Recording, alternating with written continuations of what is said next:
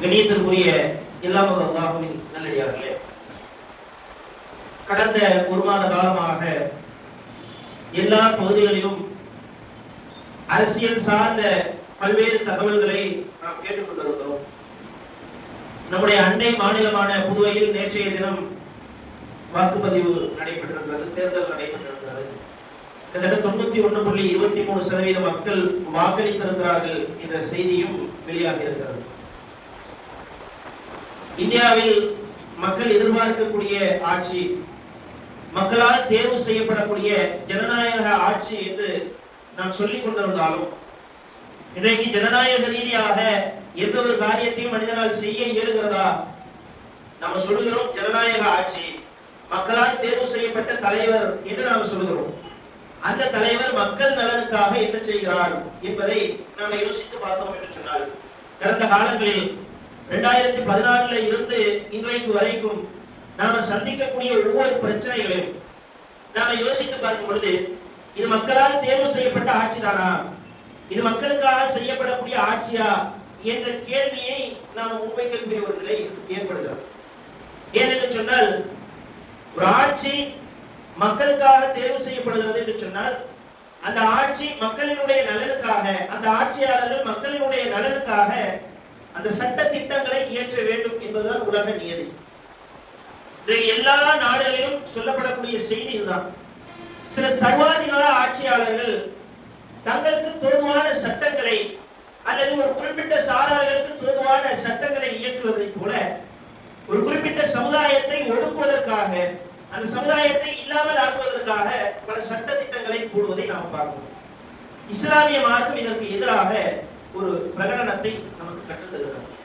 அல்லாஹ்வுடைய தூதர் நபிகள் நாயகம் ஸல்லல்லாஹு அலைஹி வஸல்லம் அவர்கள் பல ஆளுநர்களை நியமிக்கிறார்கள். ஒவ்வொரு பகுதிக்கும் ஒரு சில ஆளுநர்களை நியமிக்கிறார்கள். அப்படி நியமிக்கும் பொழுது அடிப்படையாக அவர்கள் மக்களுக்கு சொன்ன, அந்த ஆளுநர்களுக்கு சொன்ன செய்தி என்னன்னு சொன்னால், யஸ்ஸிரு, நீங்கள் மக்களுக்கு எளிமையானதை சொல்லுங்கள், எளிமையாக நீங்கள் அவர்களிடத்தில் நடந்து கொள்ளுங்கள். வலா துஅஸ்ஸிரு, மக்களை நீங்கள் கஷ்டப்படுத்தி விடாதீர்கள்.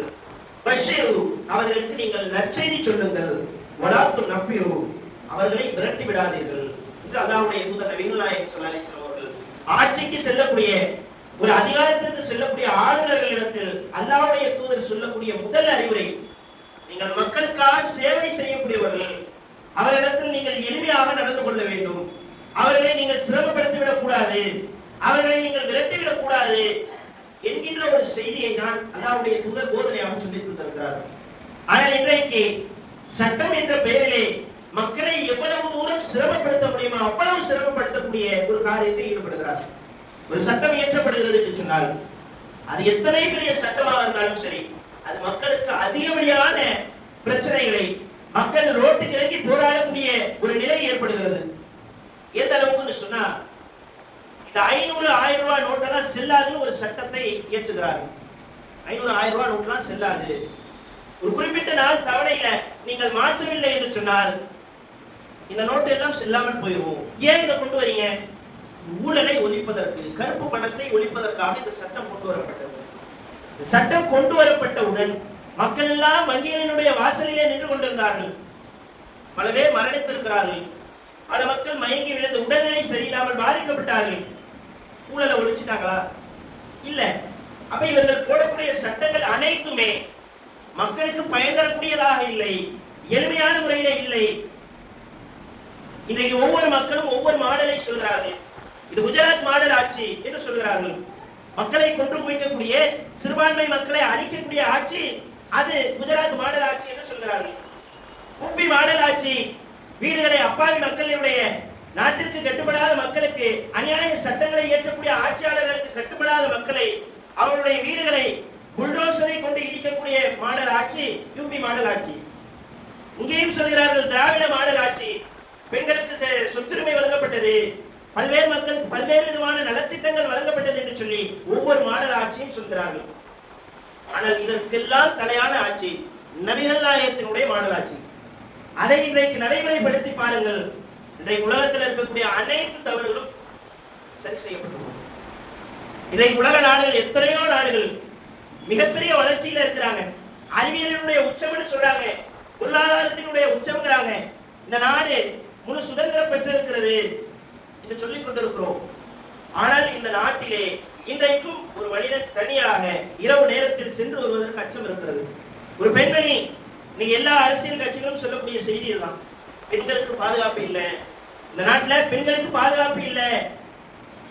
ஆனால் அல்லாஹ்வுடைய தூதர் நபிகள் நாயகம் ஸல்லல்லாஹு அலைஹி வஸல்லம் அவர்கள் மக்காவை வெற்றி கொள்ளக்கூடிய அந்த நேரத்தில் அதற்கு முன்னதாக சொல்லக்கூடிய செய்தி, ஒரு காலம் வரும், அந்த காலத்திலே ஒரு பெண்மணி ஈரானில் இருந்து மக்கா வரைக்கும் தனியார் அவங்க ஒரு ஒட்டகத்திலேயோ ஒரு குதிரையிலோ பயணம் செய்து வருவார். அந்த இடையில அவர்கள் அல்லாஹ்வை தவிர வேறு எதற்காகவும் பயப்பட மாட்டார்கள். அல்லாஹ்வுடைய தூதர் சொல்லும் பொழுது மக்களிடத்திலே சந்தேகம் ஏற்படுகிறது. அந்த மக்கள் மத்தியிலே தையி என்று சொல்லக்கூடிய ஒரு குலத்தார், இந்த குலத்தார் வழிப்பறிக்கே பேர் போன சமுதாயம், வழிப்பறியிலே ஊறி கிடந்த ஒரு சமுதாயம். அந்த சமுதாயம் என்ன ஆயிடுவாங்க? பிற்காலத்தில் இந்த ஹதீஸை அறிவித்த அதே நபித்தோழர் சொல்கிறார், அல்லாஹ்வுடைய தூதர் எந்த செய்தியை சொன்னார்களோ அதை நாங்கள் கண்கூடாக பார்த்தோம்.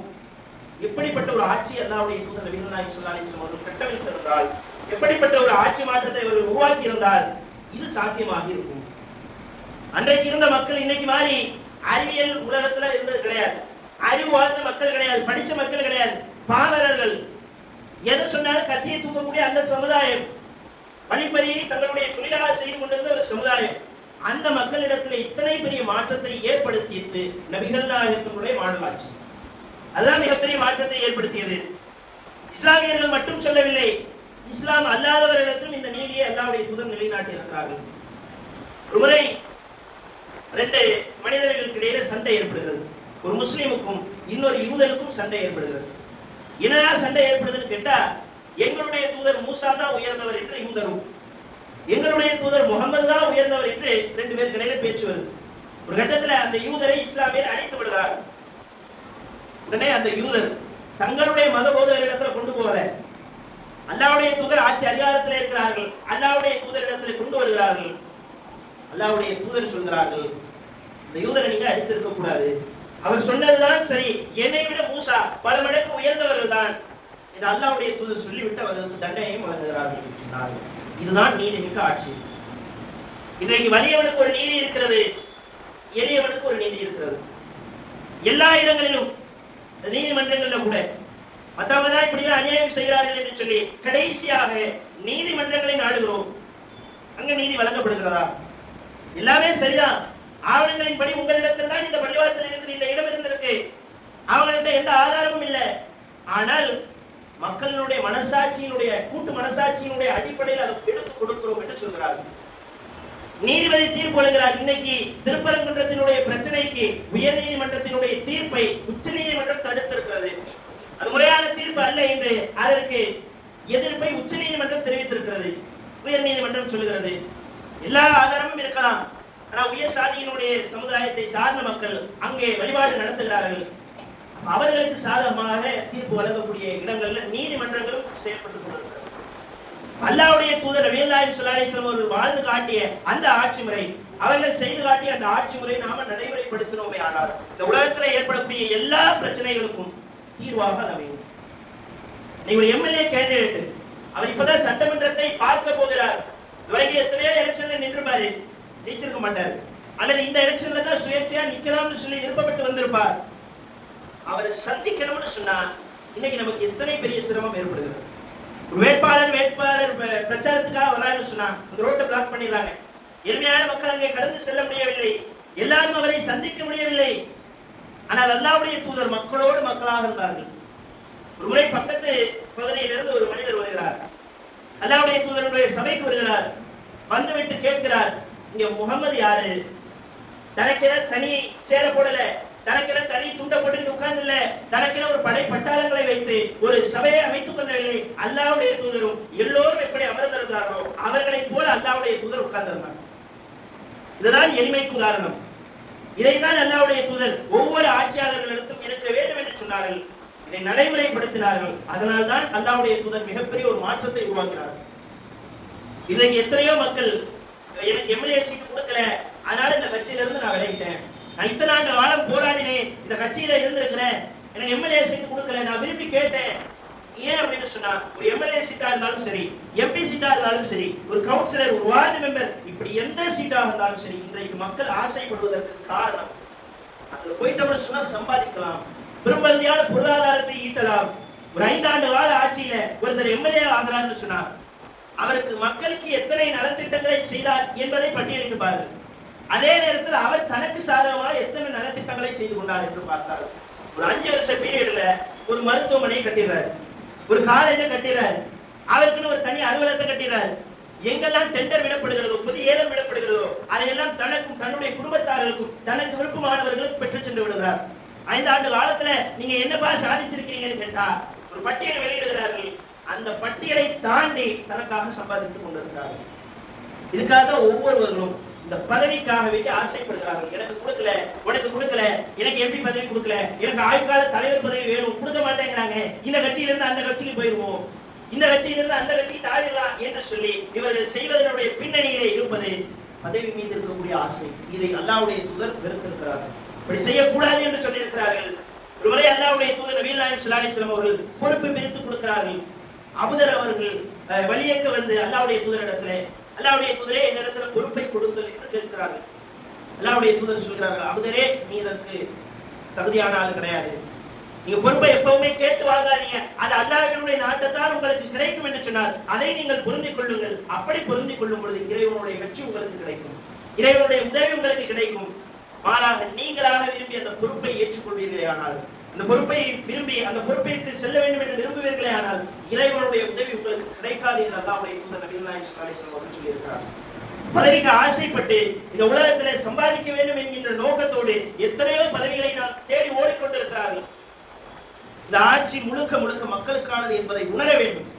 இன்னைக்கு பெரும்பாலான மக்கள் இஸ்லாமிய ஆட்சி வரணும், இல்லைன்னு சொன்னா இந்த ஜனநாயகத்துக்கு நான் கட்டுப்பட மாட்டேன், இப்படி ஒரு கும்பல் சுத்திக்கிட்டு இலாபத்து ஆட்சி வரணும், அது இல்லைங்கும் பொழுதே இந்த ஜனநாயகத்துக்கு நான் கட்டுப்பட மாட்டேன், அவங்கள்ட்ட ஓட்டர் ஐடி இருக்காது, ஆதார் கார்டு நான் பயன்படுத்த மாட்டேன், டிரைவிங் லைசன்ஸ் இருக்க மாட்டேன், ஏண்டா அப்படின்னு கேட்டா இத இஸ்லாமிய ஆட்சி கிடையாது அப்படின்னு சொல்றாங்க. உண்மையில முட்டாள்தனம். இஸ்லாமிய மார்க்கம் சொல்கிறது உங்களில் அமீர்களுக்கு நீங்கள் கட்டுப்படுங்கள், நல்ல விஷயங்கள் சொல்லப்படுகிறதா, அரசாங்கம் ஒரு சட்டத்தை ஏற்றுகிறதா, அது யாருக்கும் பாதகம் இல்லை என்று சொன்னால் அதை ஏற்றுக்கொள்ள வேண்டும். இன்னைக்கு பெரும்பாலான மக்கள் பல காரணங்களுக்காக வேண்டி நான் ஓட்டே போட மாட்டேன் அப்படின்னு சொல்லி சொல்றாங்க. இதுவே முட்டாள்தனம். நம்முடைய ஒவ்வொரு வாக்குகளும் பாசிசத்திற்கு எதிராக, நமக்கு இஸ்லாமியர்களுக்கு எதிராக, களமாடக்கூடியவர்களுக்கு எதிராக நம்முடைய ஒவ்வொருவர்களும் வீதியில இறங்கி போராடமே. இந்த போராட்டத்திற்கெல்லாம் முதல் விஷயம் நம்முடைய ஓட்டு.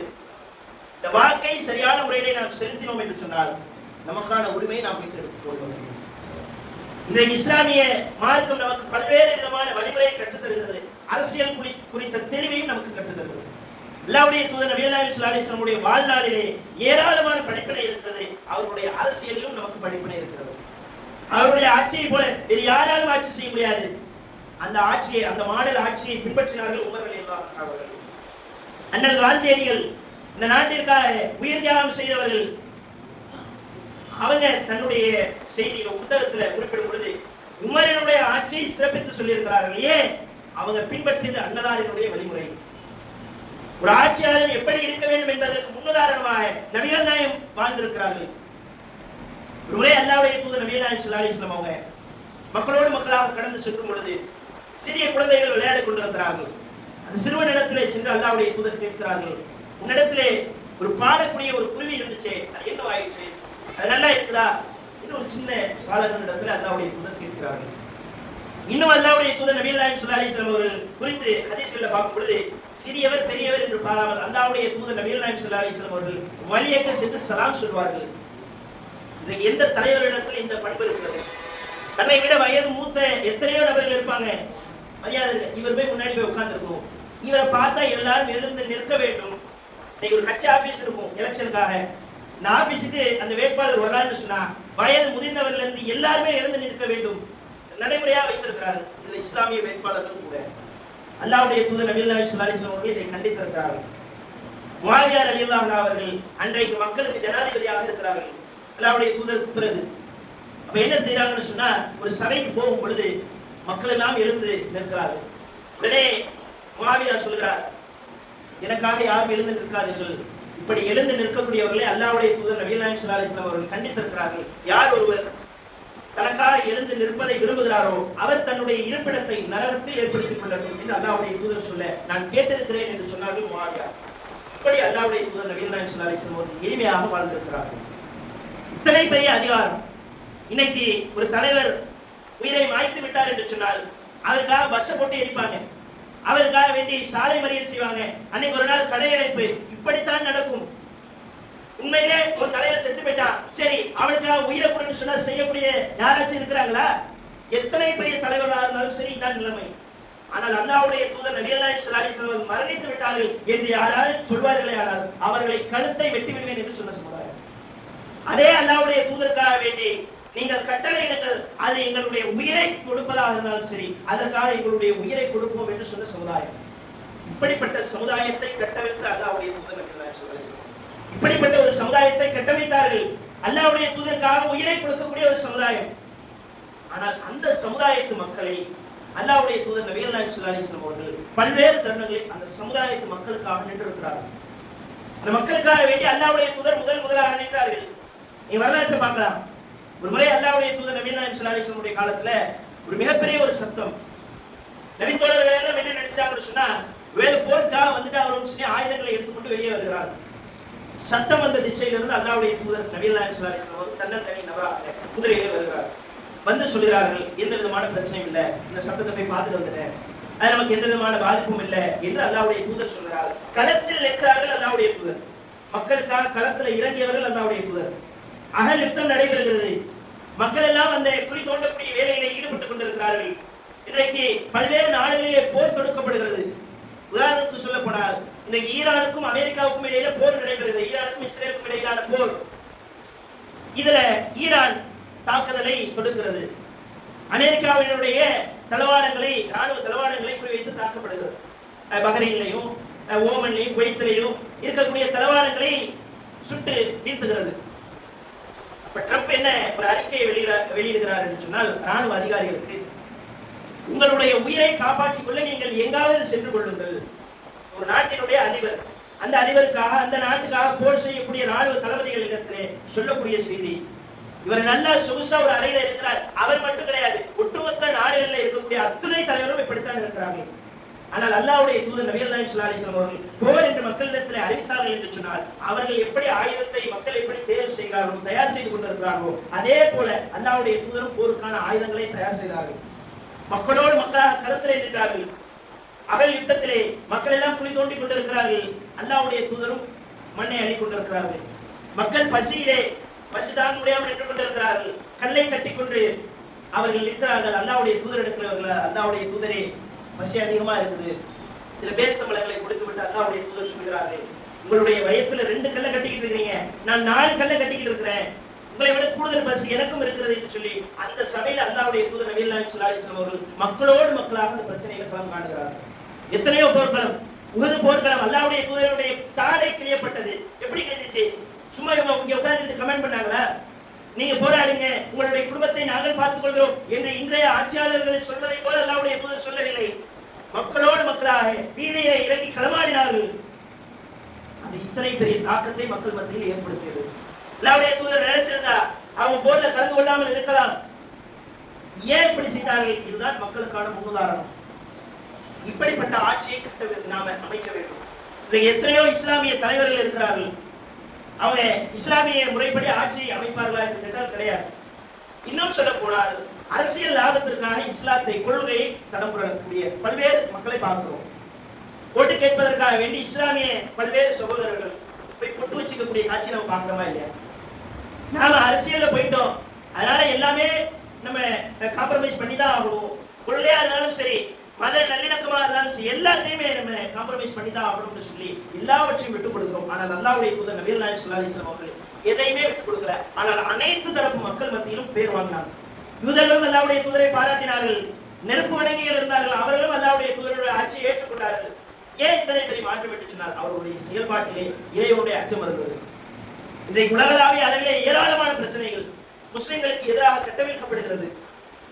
முஸ்லிம்களை குறிவைத்து தாக்குகிறார்கள். எல்லா பகுதிகளிலும் மாட்டுக்கறி வச்சிருந்தாங்கிற பேர்ல முஸ்லிமை அடிக்கிறார்கள். முஸ்லிம் பெயர் வைத்திருக்கிறான்னு சொல்லி ஜெய் ஸ்ரீராம் சொல்லுன்னு சொல்லி அடிக்கிறாங்க. எல்லா பிரச்சனைகளையும் சந்திக்கும் பொழுது நமக்கு வரக்கூடிய ஒரே ஒரு விஷயம் நம்முடைய கண்களுக்கு முன்னால் நினைவு வர வேண்டும். அல்லாஹ்வுடைய தூதர் நபிகள் நாயகம் ஸல்லல்லாஹு அலைஹி வஸல்லம் அவர்கள் சொல்லி காட்டுகிறார்கள், நீங்கள் அல்லாஹ்வை உறுதியாக நம்பினால் உங்களுக்கு அல்லாஹ் வெற்றியை கொடுப்பான், இஸ்லாமிய ஆட்சியை கொடுப்பான். அல்லாஹ்வுடைய தூதர் நபிகள் நாயகம் ஸல்லல்லாஹு அலைஹி வஸல்லம் அவருடைய காலத்தில் நடந்தது. மக்கள் சித்திரவதை செய்யப்பட்டார்கள், இரும்பு சீப்புகளால் வெட்டப்பட்டார்கள். அல்லாஹ்வுடைய தூதரிடத்தில் ஒரு கட்டத்தில் கேட்டார்கள், மத்தா நஸ்ருல்லாஹ், திருமறை குர்ஆன்ல அல்லாஹ் சொல்லி காட்டுகிறான், எங்களுடைய இறைவனுடைய உதவி எங்களுக்கு எப்படியாச்சும் கிடைக்காதா என்று அவர்கள் சித்திரவதை செய்யக்கூடிய அளவுக்கு அவ்வளவு சித்திரவதைகளை அனுபவித்தார்கள், கையேந்தக்கூடிய நிலை. அல்லாஹ் சொன்னார், இறைவனுடைய உதவி உங்களுக்கு சமீபத்தில் இருக்கிறது.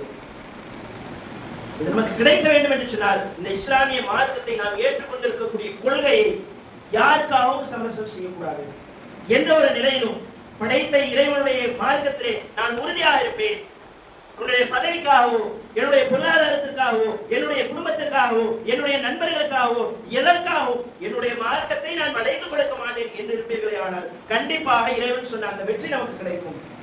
அப்படிப்பட்ட நன்மக்களாக அல்லாஹ் உங்களை என்னை மாற்றி அருள் புரிய வேண்டும் என்று பிரார்த்தித்து எனது முதல்